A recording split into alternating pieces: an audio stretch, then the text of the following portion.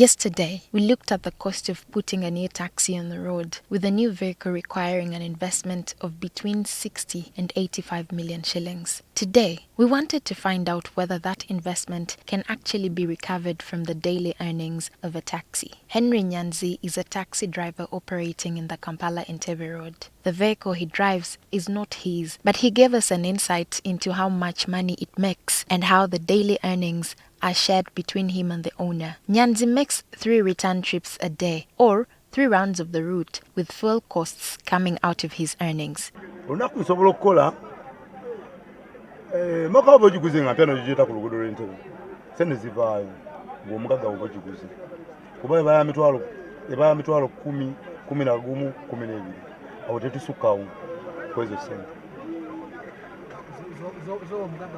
Zompo omugaga buli kanaku shaizo omugaga wabanga agiguze n'aginkwasa ng'ampya oba n'agitukwasa ng'ampya ku luguudo lwaffe olw'Entebbe mu myaka 3 oba 2 kitundu asobola okuba nga aggyeyo ssente ze.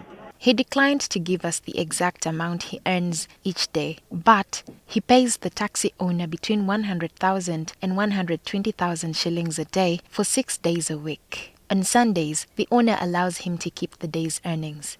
Nkola okuva ku Monday mpaka ku Lwamukaaga, Sunday bayanga. Era Sunday baya driver. Kati yemu okuva ku Monday mpaka Lwamukaaga. Nze driver gwa bagikwasiza. Sobola okufuna olunaku emitwalo 4, emitwalo 5, emitwalo nga 7 kisinziira nkuba kije nkikubyemu. Kyansi kye birimu kyansi. Birimu ne Katonda. Naye nga twali tufuna ssente naye Fly Express yatuyingirira.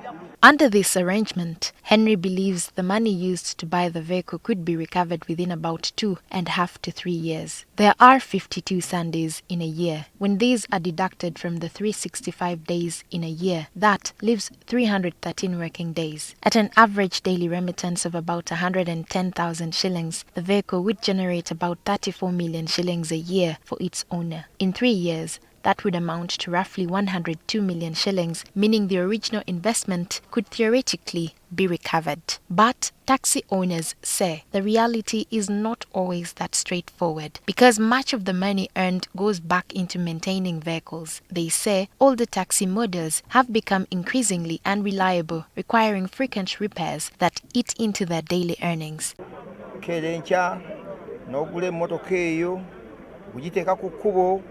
Okugibeezaawo ng'okugibeezaawo kizibu nnyo. Ebyuma batuletera bifu kisookera ddala. Naddala obukono bw'omu maaso awo osibamu akakono ogenda okulaba keetooloola.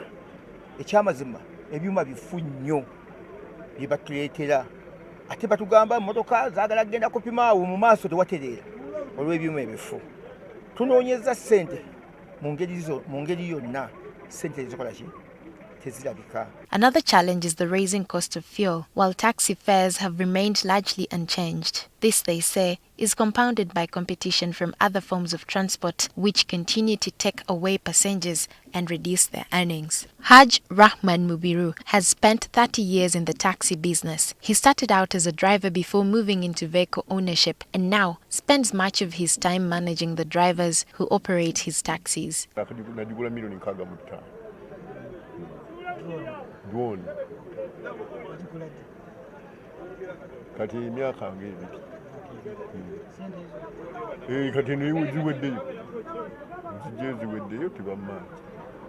Unlike some owners, Mubiro says he has already recovered the money he invested in his latest vehicle and is now making a profit. He says the daily remittances from the drivers have enabled him to keep the business running and continue investing in more vehicles. After 3 decades in the business, Haj Rahman Mubiru says he is encouraged by the growing shift towards newer, more reliable taxis. Lydia Felly Akullu, NTV Tonight.